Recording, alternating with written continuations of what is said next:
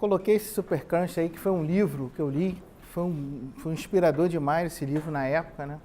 Economista Ian Ayres aí, vocês recomendam a leitura, né? Não sei se Karen conhece o livro, né? Ele fala que pensar em números é a nova forma de gerir empresas e economia e setor público, etc. e tal. Teve no Brasil, acho que há uns 5 anos atrás, participando de um debate que teve num fórum internacional de setor público e economia, São Paulo, né? E bem inspirador esse livro, né? É um pouco antigo, mas hoje eu estou como subsecretário de TI da Secretaria de Estado de Fazenda do Rio de Janeiro. Escutei aqui o Henrique falando sobre ISS, né? A questão do Pensa, né? Com relação ao trabalho que está fazendo em cima do ISS da Prefeitura, a Secretaria Municipal de Fazenda, né? No caso do Estado, né? Hoje a gente tem, né? Nós temos os mesmos problemas, né? Com relação à Fazenda também, de tentar entender os nossos impostos, né? No caso, visão estadual, e na visão estadual é o ICMS, né? Então, como se fizesse um paralelo de ISS Prefeitura e ICMS Estado, né? Então, hoje nós temos um dos desafios que o Estado tem na Secretaria de Estado de Fazenda é justamente como melhorar a arrecadação, né? E vocês têm acompanhado o noticiário no jornal, né? E a arrecadação em todos os níveis, demonstrado pelo Pensa aqui, né? Ela vem despencando no cenário nacional aí, tanto federal, estadual e municipal.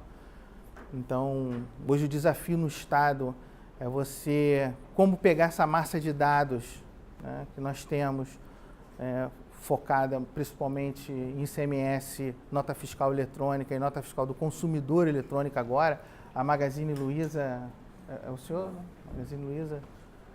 Provavelmente agora, até 2018 ou 2019, vai ter que começar a emitir a nota fiscal do consumidor eletrônica. Tem um decreto-lei agora que até 2018 ou 2019, todas as empresas vão ter que emitir a nota fiscal do consumidor, né? Que é aquela notinha, não sei se vocês já receberam, que tem um QR Code, né? Você recebe um DANF, pega aquele QR Code, lê, vai para o site, lá está o detalhamento de toda a nota fiscal, né? Do consumidor, isso.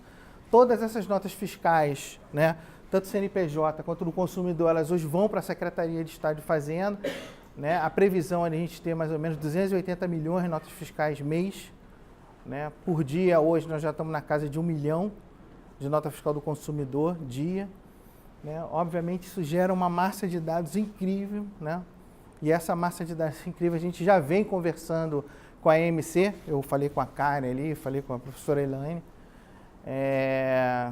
que a gente já vem conversando de como a gente trabalhar esse volume de dados, né? Obviamente eu vi a Karen também falando aqui a questão da governança de dados, e isso é uma coisa que nos preocupa, porque não é tão simples assim a gente pegar o Big Data e incorporar dentro de uma instituição, né? Quando eu digo incorporar dentro de uma instituição, né, são os desafios que o Pensa tem, né? Pega a massa de dados, processa, gera informações super valiosas, mas quando chega dentro da corporação, a corporação muitas vezes não sabe trabalhar, não sabe pensar com dados, né? Então é aquele lance do túnel, né? Assim, mas eu já estou aqui há 20 anos e sei que se fechar o túnel ali, né, vai parar o Rio de Janeiro todo. Mas de repente ele não sabe a periodicidade com que acontece acidente de trânsito dentro do túnel, ele não sabe a periodicidade das manutenções que ocorrem dentro do túnel. Quer dizer, isso tudo os dados, né? Isso podem trazer a luz do cara ali na hora dele tomar a decisão de fazer, por exemplo, uma manutenção. Qual é o melhor horário? Se você pegar o técnico que trabalha 20 anos, leva assim, de madrugada, né? Mas a probabilidade dele fazer a manutenção de madrugada e romper o horário do rush, 6 horas da manhã, 7 horas da manhã, quantas vezes isso aconteceu? Enfim, eu estou querendo dizer aqui que incorporar no dia a dia de negócios, né, uma corporação, a questão de Big Data, ela é muito complexa, né? Ela vai além do que simplesmente a gente pegar e montar, vou ter um Big Data, tem um conjunto de dados estruturados e não estruturados, etc e tal, e vou incorporar isso na organização. Bom, é complexo, né? No caso, hoje, que eu estou atuando, né, na Secretaria de Estado de Fazenda, ela envolve vários atores, né? Big Data hoje não é um assunto de TI na Secretaria de Estado de Fazenda. A TI ela participa, né, como o provedor de soluções, né, e o apoio técnico, né, mas o grande consumidor ali mesmo são as áreas de negócio da Fazenda. Digo, os auditores fiscais na parte de fiscalização de receitas, né, e a parte de tesouro e políticas fiscais, né? Então a gente tem umas subsecretarias ali que todas vão beber da fonte de Big Data, né? E TI ali, na verdade, é aquela que está trazendo, tipo Prometheus, né? Ó, tô aqui o fogo, tá aqui a luz, estou ensinando você a pescar, mas o grande artista ali vai ser a área de negócio, que é ela que vai conduzir se aquela informação é útil para ela tomar a decisão ou não, né?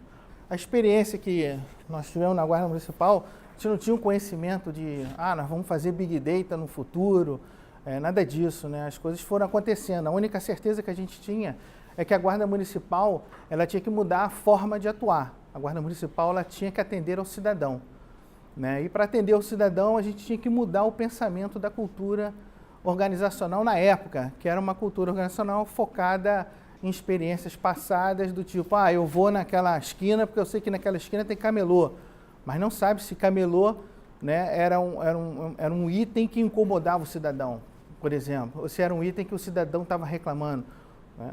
E a gente conseguiu comprovar através de implantação de tecnologias e mudanças de processo, né, que isso era diferente. Em meados de 2009, a gente não tinha nenhuma ferramenta na Guarda, né? Então você não tinha apoio sistêmico nenhum para a Guarda atuar em campo. O Centro de Controle Operacional da Guarda atendia diretamente ligações telefônicas através de 0800. A Guarda tinha um 0800. Hoje, a gente tem um tridígito nacional, 153, que é o tridígito da Guarda. A Prefeitura lançou um 746, que foi a grande jogada da Prefeitura e mudou bastante, né, o perfil de atendimento dos órgãos públicos, né, da Prefeitura. E esse, o 746, acabou canalizando todas as demandas do cidadão para lá e foi ótimo para a Guarda Municipal. Todas as ocorrências que nós tínhamos nessa época eram registradas em papel, né, e era um papel assim, né, perceberam que para tirar qualquer estatística daí é uma coisa horrível, né? Então eu estou tentando ir assim, do início mesmo, né, como começou tudo, né? Eu coloquei esse papel porque nós tomamos uma decisão do tipo, foco no cliente, né? Assim, eu acho que ao longo da minha vida profissional, assim, quando bate o desespero, assim, cara, foca no cliente que tudo vai dar certo. Então, se a tua empresa está atravessando algum problema, se você tem problemas de qualidade, se você focar no cliente, você vai resolver os problemas. Aí você começa a ver melhor, né? E foi o que nós fizemos, vamos focar no cliente. O cliente aqui era o atendimento ao cidadão e era assim que era registrado os atendimentos ao cidadão e você não conseguia tirar informação nenhuma daí. Molhava, perdia, tirava relatório em planilhas Excel, etc. A partir desse ano, a Guarda Municipal, capitaneada pela diretoria, a gente começou a fazer uma revolução ali silenciosa, que a gente chama, porque a Guarda não tinha uma cultura de TI, né? Não tinha uma cultura de TI, então não adiantava você chegar, juntar as lideranças ali da estrutura hierárquica da Guarda e falar, eu vou fazer isso, eu vou fazer aquilo, né? Implantando esse sistema, eu vou chegar aqui. Não tinha essa cultura, né? Então a gente tinha que implantar aos poucos mesmo, né? Então a gente começou a implantar tecnologias para coleta de dados, geração de informações, etc. Em setembro de 2009, implantamos o sistema, o módulo de controle operacional para registro e acompanhamento das solicitações. Então, aquele negócio em papel todo, a gente começou fizemos o sistema para registro do atendimento ao cidadão. Coisa bem básica, né? Assim, parece básico, mas isso é em 2009, gente, não é tão distante assim. E paz, mas nem existem corporações que atendem no papel e tal. Com os dados registrados, né, a gente começou a experiência de georreferenciamento, né? O Instituto Pereira Passos, a gente já tinha uma iniciativa com o Instituto Pereira Passos de enviar para o Instituto Pereira Passos alguns registros. Quando nós implantamos o atendimento ao cidadão já eletrônico, com sistema e tal, a gente começou a plotar isso na base cartográfica do Instituto Pereira Passos, ainda não existia o Pensa, né?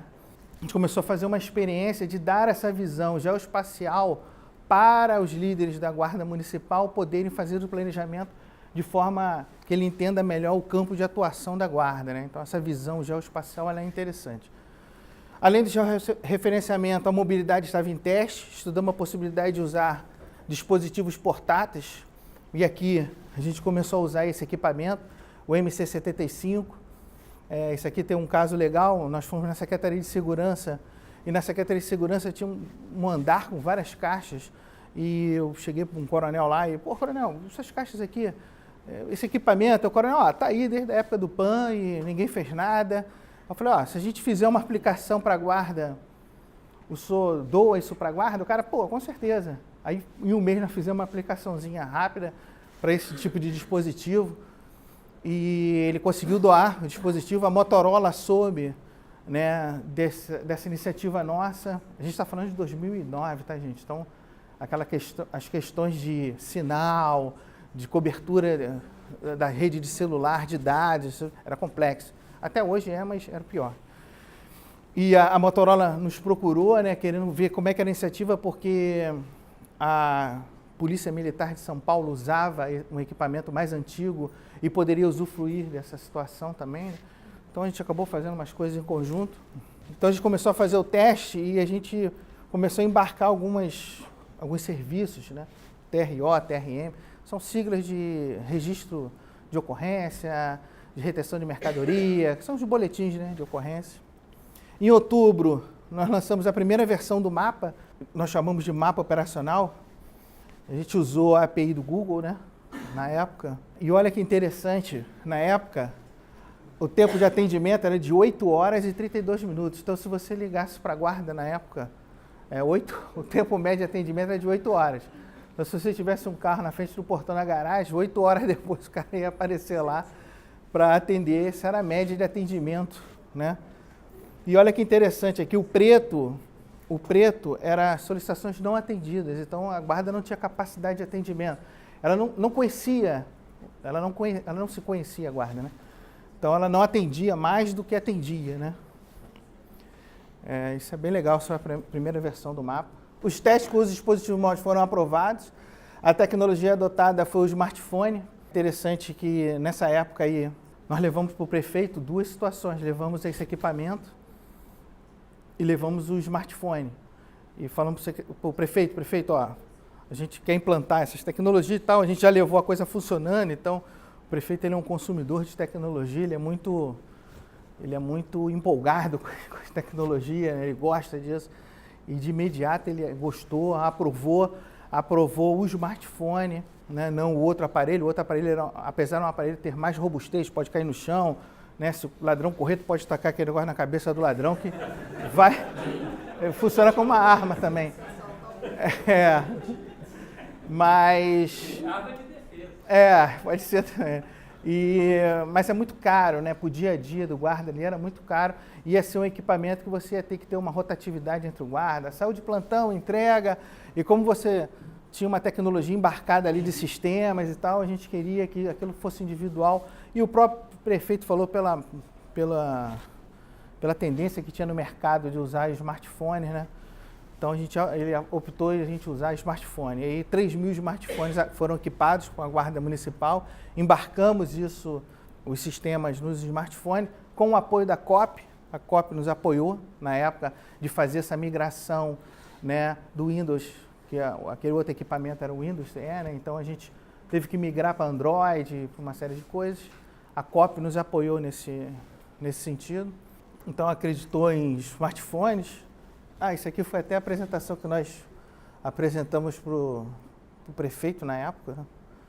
Esse aqui foram os smartphones que nós usamos, né? Existe uma coisa interessante com relação aos smartphones, foi um aprendizado tanto das operadoras com a gente, na época a Oi, que era a detentora da licitação, né, a vencedora da licitação para fornecimento de telefonia fixa e móvel para a prefeitura, né? A gente conseguiu fazer uma malha de informações, de sinal, de bateria, etc. e tal. Isso aqui gerou 500 milhões de registros na época, a gente tinha no banco de dados. de sinal, de nível de bateria, de qual o melhor equipamento que a gente tinha. Acabou a gente fazendo uma série de gráficos lá e fornecendo para as operadoras, no caso a Oi, para melhorar a qualidade em algumas determinadas regiões. Identificamos um problema sério que tinha na Tijuca, por causa dessas informações que nós colhemos, que nem a Oi sabia. Aí o grupo de engenharia da Oi teve que consertar, né, as programações que foram feitas nas Herbes ali na Tijuca. Né, foi um caso bem legal isso. A Motorola, ela se saía na época como sendo o melhor aparelho, né? A diretoria de novos negócios da Motorola já conhecia a gente, ela foi lá para ver esse caso, porque era o único no Brasil que tinha, pela quantidade de aparelhos, né, que estavam sendo usados, né, por uma corporação no dia a dia, quer dizer, uma tecnologia que foi incorporada mesmo no dia a dia do guarda. Fizemos o GM Mobile, que foi o aplicativo, né? Foi o aplicativo que nós desenvolvemos lá, com apoio da COP Sistemas, né? E esse aplicativo fazia o TRO, rastreava, você vê a potencialidade dele. Tivemos que criar uma resolução, né, publicada no Diário Oficial, né, com as regras de utilização do smartphone pelo guarda. Então ele gravava tudo que o guarda fazia, né, no horário de expediente dele. Então você gravava o que ele falava nas mensagens.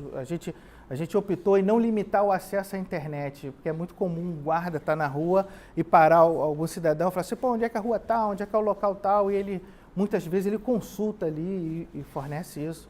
Então a gente optou em não travar, não limitar o acesso, mas a gente resolveu registrar tudo que ele faz.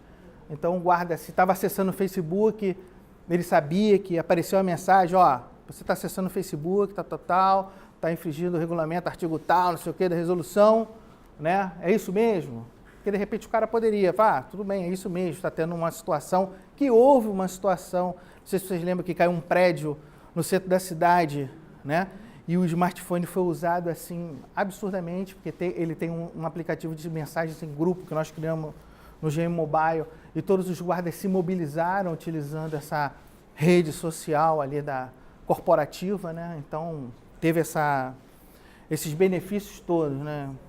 Em 2010, apresenta o prefeito Eduardo Paes, né, que aprovou isso tudo. Com a nova ferramenta testada foi iniciada a implantação da SAVE, que é a Sala de Vigilância Eletrônica. Isso aqui tudo, gente, eu estou falando como a gente foi caminhando, construindo os dados, né? Assim, todas as corporações têm dados, né? Mas vocês viram que a qualidade dos nossos dados ali, no caso em papel, não possibilitava a gente conseguir extrair nada ali com credibilidade, né? Então, você tinha os dados que não tinha credibilidade. Então, eu estou falando aqui como se foi construindo essa massa de dados, né? Só que no smartphone aqui, como eu falei, ele gerava diariamente uma massa de dados de sinal, de fala, de site que estavam acessando, de registro de ocorrência, de tudo que era assim, bem ruim para a gente, né? A gente não tinha infraestrutura, foi o outro lado também. No final de 2010, o sistema MAPA, entre apenas para acompanhar, assumiu todas as operações de registro e passou a se chamar mapa operacional mesmo, né? O que virou apenas uma situação de georreferenciamento, ele acabou virando um sistema corporativo mesmo. Daqui você fazia todas as transações possíveis para o dia a dia de trabalho do guarda, tanto na rua quanto internamente. Então aqui você já vê que já muda o cenário de não atendido, né? Você tem mais verde do que preto aí, né? Tem umas bolinhas pretas aqui. Acabou virando, né, uma inspiração aí também lá para o Centro de Operações Rio, né? O pessoal do Centro de Operações Rio, COR, né, que eles chamam de COR, Alexandre Karma, um grupo de pessoas lá, eles nos apoiaram bastante, se inspiraram também nisso, né? Vocês reparam que a gente consegue ver onde os guardas estão, tem níveis de sinal, né, tem posição de viatura, enfim, acabou virando um complexo sistema ali do dia a dia da guarda, né? Em março de 2011, o atendimento do 53 foi transferido para 1746, aí já entra no ar a central 1746 da prefeitura, a guarda totalmente integrada ali. Foi inaugurada a primeira unidade de ordem pública em 2011, foi um projeto da Casa Civil, né, e do prefeito das unidades de ordem pública. Receberam também a primeira SAVE, Sala de Vigilância Eletrônica. Essa Sala de Vigilância Eletrônica em cada unidade de ordem pública você tinha uma sala com os operadores, nós chamamos de despachadores. Esses despachadores, na verdade, o cidadão, quando liga para sentar um 746 e é identificada uma demanda da guarda, cai uma solicitação no mapa da Guarda Municipal. Se te cair dentro da região de uma unidade de ordem pública, esses despachadores vai e despacham para o agente da guarda mais próximo, né?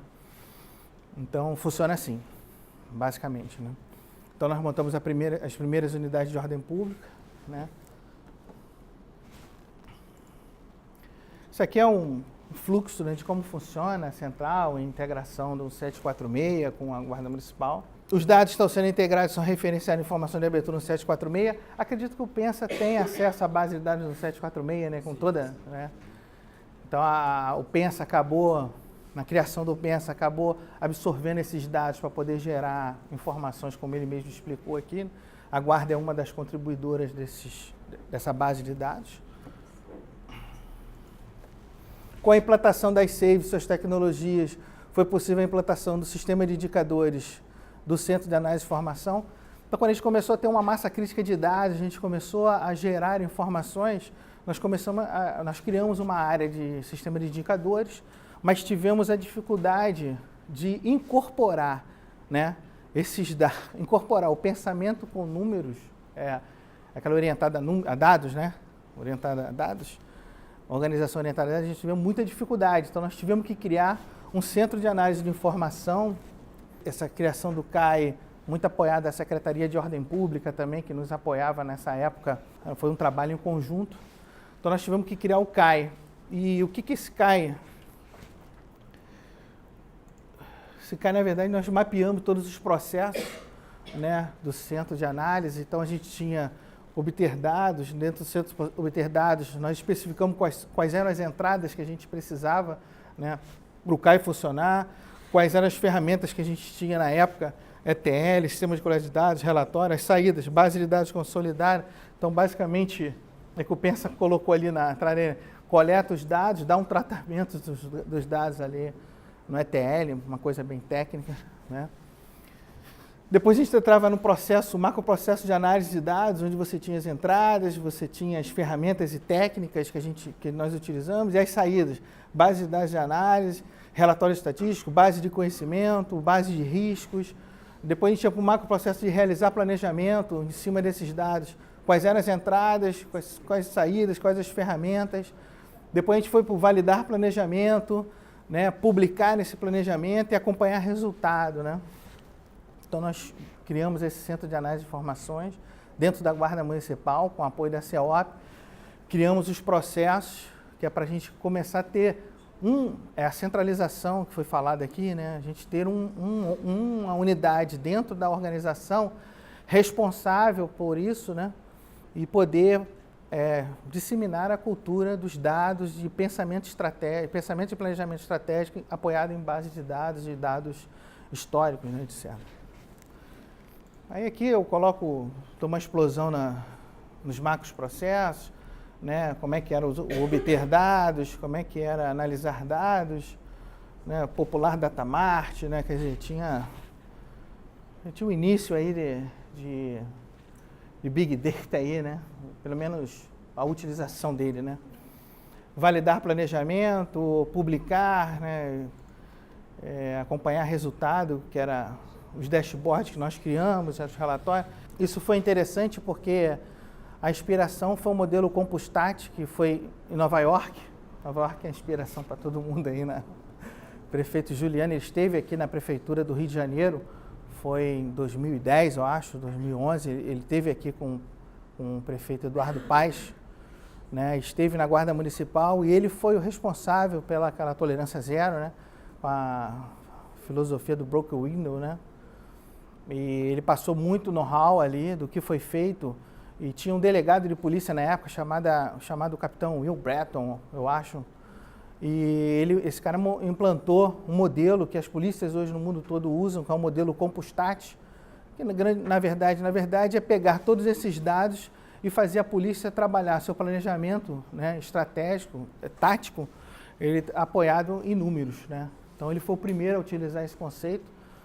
modelo Compustat, e foi o que a gente acabou levando isso para a guarda com a criação do CAI, né? Então, a grosso modo, esse modelo Compustat pegava informações estatísticas de tudo quanto é gerado pela polícia, né, de Nova York. Depois ele criou os indicadores, né, de desempenho de cada unidade de polícia ali de Nova York. Mensalmente, quinzenalmente, depende da criticidade ali, ele se reunia com todos os comandantes, né, daquela região, com corregedoria, com coisa e tal, e acabou baixando os índices de violência em Nova York, como a gente conhece até hoje. E hoje a polícia do Rio de Janeiro também trabalha assim, né? E a guarda também, né? Implantação do sistema de indicadores. Com base em todos esses dados, nós também criamos os indicadores. E em cima desses indicadores, né, a gente criou um painel onde o comandante ali da sua unidade poderia acompanhar, né, diariamente as estatísticas de seu atendimento, como é que estava o rendimento da sua inspetoria. Isso aqui era um mapa que a gente fazia também, né, onde estão os principais por rua, né, quais são os horários de pico de atendimento, de demanda ali da guarda, né, de problema. Então você direcionava o efetivo da guarda, né, para aquele horário de pico. Então você já sabia que, por exemplo, na Avenida das Américas, de 10 a 14 horas ali era o horário de pico, né, onde tinha maior demanda. Então, você podia disponibilizar, aqui na Avenida das Américas, você conseguia disponibilizar o efetivo da guarda para atuar mais na prevenção, né? E não só ser reativo, né? Então, isso aqui é um termal, né, que a gente disponibilizava também para o comandante poder fazer seu planejamento, né? Então, você tem as áreas quentes ali. Implantação do mapa profissional, quer dizer, contratamos com base em todas as informações, a guarda começou a se conhecer, os números apontaram onde os investimentos deveriam ser feitos, pessoas, processo e ferramenta. Então foram contratadas mais pessoas, novas viaturas, novos equipamentos de EPI, né? Hoje você começou a dar esses números para a própria prefeitura poder se planejar em termos orçamentários, né, de guarda. Interessante, passados 5 anos, a guarda hoje tem orgulho de dizer que consegue atender as demandas do cidadão agora em 30 minutos. Então, aquelas 8 horas hoje, a meta da guarda estipulada no acordo de resultados ali, não sei se esse ano está assim, né, atendimento ao cidadão em até 30 minutos. Né? Isso foi um ganho assim, animal para a instituição, né? Foi um golaço isso, mostrando que a tecnologia, e os dados bem trabalhados, né, bem orientados também, você consegue ter ganhos reais, né? Esse aqui é o sistema, né? Eu já mostrei inicialmente. O sistema, você clica, você tem a informação todinha da solicitação, quem fez, onde fez, o horário de atendimento, onde que não é. Você tem o guarda com o smartphone, ele consegue plotar informações de desordem, que a gente chama. Então, se tiver um sinal de trânsito ruim, ele pode tirar foto, registrar isso, cai no 746 e o ciclo de atendimento do 7 Rio para atender, enfim, começa a roda a girar, né, com relação ao próprio agente mapeando.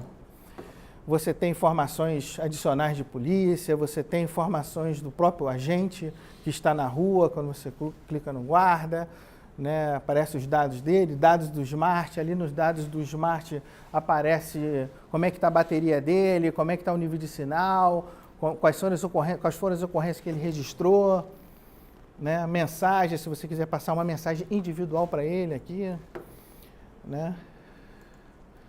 Aqui são as atividades, né. Aqui a parte de sinal, então você tem um quadro que... Ah, é? Tá. Tá bom. E, bom, viaturas também, as mensagens de grupo, né? E os semáforos, né? Os sinais de alerta que a gente dá em termos de coisa. Se estiver fugindo do SLA, o sistema já acusa, ó, tem que atender em 30 minutos, já se passaram 20 minutos e você não atuou, então já parece uma bomba. Bom, enfim, foi a experiência que nós tivemos lá nessa massa de dados, né? E hoje o nosso desafio é maior, acho que a guarda tem um desafio maior hoje, que é manter essa estrutura funcionando. Isso é um desafio do setor público, né? A continuidade dos projetos no setor público, isso é um desafio enorme, né? Que cada vez mais os novos gestores estão vendo que isso é um paradigma no setor público que deve ser quebrado, né? Independente de correntes, né, políticas ou não. Então, se tem um projeto público, e esse projeto público é viável, deu resultado, ele, independente de corrente partidária ou não, ele tem que continuar, né? Então, isso é um desafio do setor público agora, moderno, né? Mas eu acho que está sendo superado, né? Então, hoje o meu desafio é na Secretaria de Fazenda. Deixo aberto aqui, já avisei para a Karen, para a professora Elaine, que a Secretaria de Estado de Fazenda está disponível também para os senhores, para a gente conversar e ver de que forma a COPEAD, a AMC, né, pode ajudar a Secretaria de Estado de Fazenda também, né, em novos projetos. Lá o desafio é super punk mesmo, porque envolve questões hoje que estão deixando a nação de cabelo em pé, que é a questão da arrecadação, da queda, né, no setor econômico, e a gente precisa fazer alguma coisa, a gente precisa usar a tecnologia para dar um novo caminho para a gente, né? Não pensar apenas na arrecadação ou nas questões do royalties, né? Que a gente sabe que abalou bastante a economia do Rio de Janeiro, né? Então hoje a gente tem que reinventar, né? Então, queria agradecer aí a professora Júlia, a Dani, pessoal. Obrigado.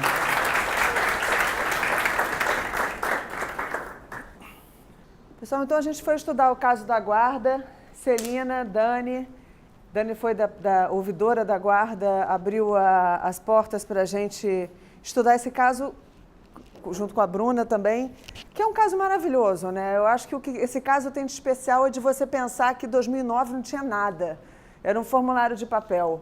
Porque a gente olha as implementações Big Data, às vezes as pessoas falam, poxa, mas minha organização está tão aquém disso, né? Ainda falta tanto para mim ali. E eu acho que o barato desse caso é que você pega em coisa de 5, 6 anos a organização totalmente transformada por uma inteligência de gestão melhor, né? A gente fez o caso com o mesmo objetivo de olhar esses fatores críticos de sucesso, com base na mesma teoria que a gente analisou para a situação do Pensa. E só para vocês terem uma noção, o que a gente está falando aí é de uma força de 7.500 guardas que ficam espalhados pela cidade, que estão sendo monitorados nesse mapa operacional, né? Metade deles, mais ou menos, com smartphone. O histórico aqui o Cláudio já apresentou bastante bem, eu não preciso me ater a ele. Mas a gente tem assim, benefícios muito claros, muito tangíveis com essa implementação, que é a questão do controle operacional, de uma melhor inteligência de operação, né, com resultados palpáveis, né, de você ter 8 horas de redução de atendimento em média, uma taxa de satisfação da população também com a Guarda Municipal crescendo significativamente, e uma queda também de silos informacionais ali entre a Guarda e diversos outros órgãos da Prefeitura, à medida que o sistema passou a ser utilizado por outras instituições também. A coisa da resistência à mudança é que me impressiona nesse caso, porque se você pensar, isso é um sistema de monitoramento muito forte, né? Você coloca o guarda sendo totalmente monitorado e aí você fala, poxa, mas esse cara não está perdendo esse smartphone 3 vezes por dia para parar de ser monitorado? O que esse cara está fazendo de boicote? Porque não é possível que ele esteja aceitando essa coleira eletrônica, né? Vou chamar assim. E, na verdade, você tinha uma resistência a esse monitoramento, você tinha uma resistência ao mecanismo de treinamento que o guarda era capacitado dentro da academia da guarda para utilizar aquele sistema. E se ele não aprendesse a utilizar, de fato, ele era reprovado na capacitação dele. Mas você teve mecanismos inteligentes de lidar com isso também, inclusive fazendo premiações de guardas mais produtivos, mostrando isso em cerimônias públicas, remunerando melhor as pessoas com base em produtividade. Um outro ponto interessante desse caso é aonde ele nasceu, né? Ele nasceu dentro da Diretoria de Pesquisa e Tecnologia da Guarda Municipal, e um pouco desassociado do comando operacional da Guarda, né? Nasceu como uma iniciativa de vamos informatizar esse registro de ocorrência e vamos começar a gerar dados para a Guarda. Só que isso gerou no início um desalinhamento de processos, né? A diretoria operacional tinha os seus processos, quando é modificado, naturalmente aquilo gera um incômodo. E qualquer solução tecnológica que é feita pelo pessoal de TI sem muito apoio do usuário final, depois precisa ser enormemente customizada para que isso possa ganhar uma determinada aderência. Então, um dos mecanismos de vencimento de resistência disso foi essa questão da confiança, a parte operacional tinha uma confiança muito grande na área técnica, mas teve que receber alguma coisa de uma área técnica que falava, poxa, você entende do técnico, mas do operacional entendo eu. Então, aquele processo precisou passar por uma negociação para que o sistema fosse aprimorado e todas as necessidades fossem consideradas. A gente fez o caso, então, baseado em 12 entrevistas, analisando os conteúdos pelas mesmas categorias. Então, começamos pela questão do envolvimento da alta gestão, do apoio da prefeitura, de outros secretários que realmente facilitou o processo e facilitou, inclusive, contratação de pessoal. Chega um momento que eles não conseguem contratar pessoal por uma mudança do caráter jurídico da guarda, e aí isso precisou ser revisto como uma situação emergencial. A questão do alinhamento estratégico, mais uma vez, extremamente alinhado com as necessidades da prefeitura de gestão por resultados. E é que essa questão da compatibilidade também com os processos organizacionais, a gente viu que aos poucos foi sendo vencida. Mas repara, se você busca essa compatibilidade desde o início, você não ia conseguir implementar o projeto, porque eles em si já eram resistentes, já trabalhavam de uma determinada forma e não estavam interessados naquela mudança. Cultura da experimentação que a gente viu dentro do Pensa, que é um órgão criado para brincar com dados, né? Brincar não no sentido pejorativo, mas no sentido de descobrir insights a partir daquilo. A gente não viu tanto nesse órgão, que é um órgão que está lidando com o dia a dia da tecnologia, com a parte operacional da guarda, com botar o carro para funcionar e, ao mesmo tempo, está tentando tirar a informação analítica dali de dentro. Então, não ficou tão evidente quanto foi na questão do Pensa. A integração dos silos, a gente viu que a confiança foi sendo conquistada aos poucos. Gerou uma transparência de informação muito grande, porque se você não tinha informação, uma inspetoria não sabia o que a outra estava fazendo, e aí isso ficou claro, né? O desempenho de cada uma das inspetorias também passou a ficar mais transparente. E essa integração também se deu à medida que houve a integração operacional, a integração dos processos, a revisão do sistema para atender melhor essa parte operacional. A cultura voltada para a orientação de dados ficou hiper clara dentro do processo. O talent gap, eu acho que é o grande barato desse caso, né? Você pegar uma organização que tem uma diretoria nova, que enxerga que existe a possibilidade de você automatizar o processo operacional e que aí você vai fazendo isso e você, quando olha, tem uma massa de dados enormes para ser analisada e a coisa vai ganhando robustez. Mas, ao mesmo tempo, essa diretoria é uma diretoria que tem uma equipe limitada, uma equipe pequena, uma equipe que ainda não estava preparada para isso e que se superou, que teve a vontade de fazer, que enxergou os benefícios nisso e foi trabalhando principalmente com base no desenvolvimento de competências internas, estudando mesmo, se aprimorando para conseguir superar os desafios que ela tinha pela frente. Em relação à estrutura, então, não tem uma estrutura, por exemplo, com grupos de apoio de superusuários, de gestão de projetos, foi feito lá no quintal da Diretoria de Pesquisa e Tecnologia, né, dentro de uma iniciativa própria da área. A comunicação facilita, então, essa compreensão dos benefícios, facilita mostrar os resultados, da transparência, e aí os discursos de resistência são, de fato, minimizados. E a mensuração de resultados em relação à performance do sistema não é tão avaliada, mas mensuração de resultados no que diz respeito à performance da própria guarda fica evidente, porque era o objetivo. Privacidade, existe um cuidado ali de resguardar a privacidade do próprio guarda e do próprio cidadão, até por uma questão de segurança, de você saber quem foi o guarda, por exemplo, que um cidadão ter acesso a quem foi o guarda responsável pelo seu atendimento pode ser inseguro, né? A configuração na estrutura organizacional. A gente não viu uma nova área sendo criada, mas a gente viu uma área ganhando importância. O diretor foi considerado cargo estratégico na Prefeitura do Rio de Janeiro, né? Passou a ser considerado um cargo que influenciava a gestão operacional da Prefeitura. E a condição inicial, novamente confirmada, de dados, de você ter dados abundantes, dados de qualidade para trabalhar as iniciativas de Big Data. As proposições traçadas no estudo. E, em resumo, o que a gente conseguiu achar foi o que a literatura já vinha confirmando, não podendo verificar a questão da cultura da experimentação, do monitoramento, da avaliação dos resultados do sistema de Big Data em si, da gestão das expectativas e do uso de estruturas facilitadoras.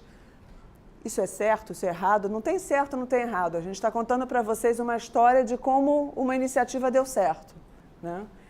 Aquisição e retenção de funcionários qualificados se mostrou um fator determinante. Está marcado aqui em vermelho porque, na verdade, se mostrou, ainda, além do caso do Pensa, isso deu um reforço na questão da dificuldade de retenção e da dificuldade de aquisição, né? Muitas das vezes você via que um guarda municipal concursado, se tinha alguma experiência na área tecnológica, alguma formação na área, era convidado a trabalhar, mas às vezes não queria ficar dentro da equipe porque se ele fosse para a rua ele ganhava uma bonificação a mais por ser funcionário de campo.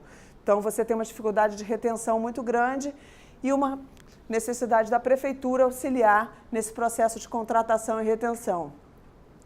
Configuração na estrutura organizacional normalmente reforçada, né, por conta da elaboração do cargo estratégico, e a disponibilidade e qualidade dos dados como determinante do projeto.